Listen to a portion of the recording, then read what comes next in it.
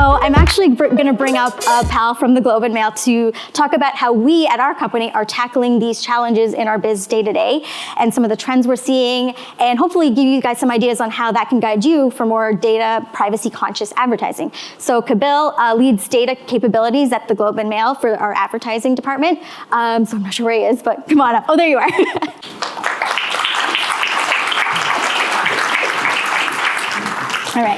All right. Thanks for joining. I'm happy to do so. Yeah, so I guess maybe I'll start with, I guess we both were talking about a story that I recently came across in Media Post that said, was talking about how many advertisers are still, even now, still too reliant on third-party cookies across sectors. The percentage of programmatic ad buys that are cookie dependent largely hadn't really seemed to budge over time. Despite the fact that Google is promising to eliminate cookies this year, some people, as you saw, are starting to already have them blocked. I'm actually one of those users that was in that 30 million when it happened. So I was curious to get your take on why do you think that's been happening? It seems like some industries are reacting in different ways than others, but do you think it's because maybe the threat of third-party cookies going away is maybe, it's like a bit of a flawed technology and maybe it's not as serious, or do you think there's something else at play there? I think a lot of it, and in some ways, and don't get mad at me about this, there's a pretty strong connection in the behavior that's necessary for change to happen. And in some ways that you can draw parallels between climate change and cookie deprecation. In which case, if you're not faced with a specific end or catastrophe or something really bad happening, you're not going to make that change. So in fact, I remember I have a programmatic background, and one of the things that you didn't cover was, or one of the things that you didn't cover earlier was how third-party cookies are deprecated in Safari and Firefox. Yeah. And for the Globe, they represent the majority of our web traffic. So in which case, if you don't build a really good relationship with your readers, they're not willing to share anything with you. And so in which case, with third-party cookies, there's a passive understanding between a reader and a content creator or an owner, in a way that you don't really have to share anything because you get to read and you get to extract a little bit of information. And so long story short is that this has already happened. We've already lost more than half of what we know about our readers unless we are willing to give something, to share something, for them to share something. So in which case, I don't want to be the person that says, hey, we should take our heads out of the sand and start to think about how we rely more on our partners who know something about who their readers are, or their content consumers, but more so that we're reliant on third-party cookies, and especially from Chrome. And one thing is also within Google's ad targeting system, it's heavily dependent on third-party cookies, is that we're waiting until it ends. And that's why it's been extended so many times, and that's why there's been 1% of people that have been affected by this using Chrome, and to some extent we don't know the actual drop dead date of when third-party cookies will disappear. So we're kind of up against a clock which doesn't have an end. I can see we have a clock. It's but I think we're assuming it's the end of the summer. We're kind of saying end of the summer. But there's really, unless we make some dramatic shifts the next couple of months, basically your measurement and attribution and targeting are not going to be in a place that's healthy. Yeah, it's almost like a frog boiling slowly in water versus it being I think we're waiting for a big comet to hit us, but it's no, it's going to happen so slowly you're not going to even realize it. Yeah, it'll just be one day you'll wake up and you'll log into your ad server and you realize all your conversions are gone. Yeah. It'll just be, it's gone. Because that's what happened one day in 2021 when we logged into our ad server and realized that half of our conversions are now modeled, and it looks like it's entirely organic now because there's no way to attribute it back to any of our ad impressions on Safari and Firefox. Yeah. Yeah, so I guess on that topic, so in this current environment, it's very unpredictable. All these certain things we've grown to know and love are going away for ad targeting and tracking and measurement. How is the Globe and Mail still able to target users with our ads? Are we still able to reach people on that very specific one-to-one basis? And if so, how are we continuing to pair the right message for the right people? Just show of hands, do you think that the Globe's been doing that right now? has been doing this? You can be honest. Be honest. Have we been targeting ads? The truth is that we have. And the really honest truth of it is we've been doing it for years without cookies or without the need of third-party cookies. So in which case, for whoever's a data owner or a content owner, your first-party cookie isn't going anywhere.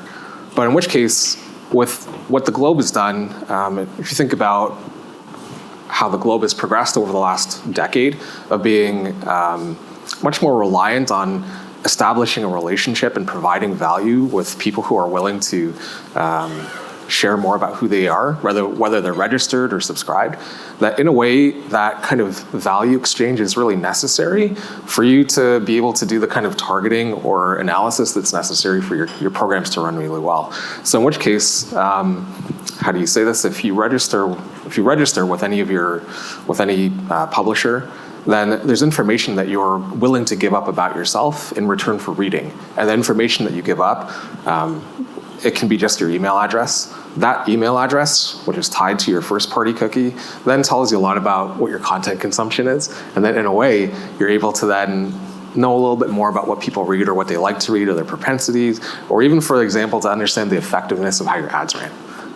So in which case, we've been doing this for about 2 years now without the need of using third-party cookies. So that had a lot to do with how the Globe provides, or our strategy to provide a better value for any person who wants to read, to provide a little bit more about who they are in exchange for content that they think is valuable or important to them. Yeah, it's almost like we're going a little bit back in time. Like we have like a great contextual environment where we can reach people based on various verticals or subject matters. And so it's almost like kind of going back to the way things were a little before Facebook and Google got involved in our lives. Actually, that does bring me to like another question I wanted to ask you, because I know you and I are both like really into Reddit, really big Redditors, Reddit lurkers, I should say. I'm not a troll who comments and downvotes, I promise. But yeah, that's one of the world's like oldest internet companies right now. It's like Internet 2.0, and they made news. I don't know how many people use Reddit or were following them, but they made news a few weeks ago, when after all these years, they finally IPO'd. They just became a publicly traded company. And it's one of the few, like, I guess you can call it a social site. It's kind of in between, but it's one of the few that most of the content is not algorithmically driven based on like behaviors and like what trackers are figuring out about you. That's starting to shift a little bit. But for the most part, it's a very contextual environment. People go to specific subreddits to learn about specific topics, or like the moderation is very human-centered. People upvote and downvote, and there's human moderators who decide what should be on there or not. So I think with like the splashy debut, I guess, of Reddit anew again, do you think like, is context back? Are we back in the context space? I think in many senses, yes. And you think about Reddit being like a great example of how it's democratized its activity. So in which case, where you said that there's a de-emphasis on it being algorithmic, and in which case, like for any data nerds that are here, you used to be able to download everything that was on Reddit in data packages, so you can use it for all your analysis. Now I think it's licensed to do a bunch of things, but in which case you used to be able to do that. The democratization of Reddit is a really good opportunity for understanding who your audience or your receptive customers will be, because it's not necessarily at the mercy of an algorithmic bias. You can pick and choose and determine exactly where the spaces are that people have influence, because it's entirely people that are making those choices.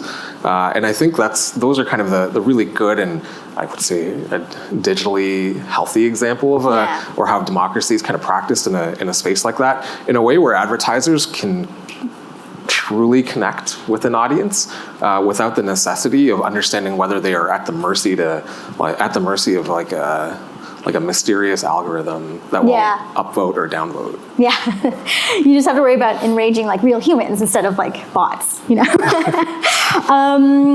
Oh, we still have a good amount of time. So I just wanted to go back to one thing. I know you and I were talking about these terms. They were actually kind of brand new to me, so I think they might be helpful to tell everybody a little bit about. There was like these three different terms, like a data contributor, data controller, and data steward. So in this new, like more privacy-centric environment, I know it's like a really probably big, meaty topic, but what's the difference between those three, and how do like people in this room figure out like which one they are? Yeah, this is a really good question, because it's the technical term, but it's also the appropriate term when you think about, like, if you're ever in a position where you touch or you're responsible for data, it's a good way for you to understand, like, what are you responsible for and what can you do with it. Let's say, for example, that if you're a data owner, Globus, Craig's example, Globus data owner, we're the ones that establish the relationship with someone who is anonymous, who then becomes known. And so in which case, we become like the ultimate like accountability or liability for what happens with that relationship. In many situations, and for some of you who, I think some of you are at media agencies, you may not have that direct relationship with that specific reader or user or customer, more so that you are a steward for your brand. So in which case, if you work for an automotive brand, you have a list of all these people who need a service for their vehicle. In that situation, in some situations, you become what's called a steward. So you're responsible in that sense for the ethical or responsible use of where that data can be applied, or how to specifically speak about it.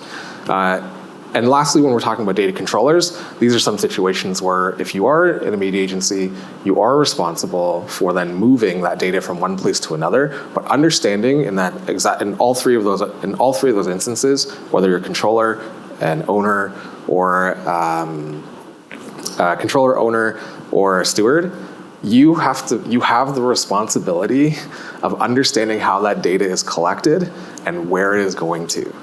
Because otherwise, you're all responsible in that chain of liability. So in which case, it sounds like doom and gloom, but really it's like the opportunity for you to better, like if you think about what Shazia was talking about earlier, about like the unethical practices and how we got to this point in the value exchange, that you're now kind of, we're all kind of responsible now for ensuring that, that there's the privacy laws are upheld, but at the same point in time that you are, how I say, the steward is an apt or appropriate word for this, is that you're responsible for ensuring that how that data was collected and how that data is used is one that can be communicated and understood in a way that all the people who are going to be affected can comprehend or at least understand, like the ethical use of targeting or measurement, or even creating a content campaign of knowing that like the people who you're designing this campaign for, or who will read, will better understand that like, hey, I know that the people who are going to read it, they know that they understand that they're being targeted to. Yeah. All right, so guys, remember those terms. It was a data contributor, data controller, and data steward. There may or may not be a pop quiz later. I don't know. I don't want to spoil it. But anyway, I think we're pretty close to time, so I think we're good to go. So thank you guys again, and thank you, Kabil.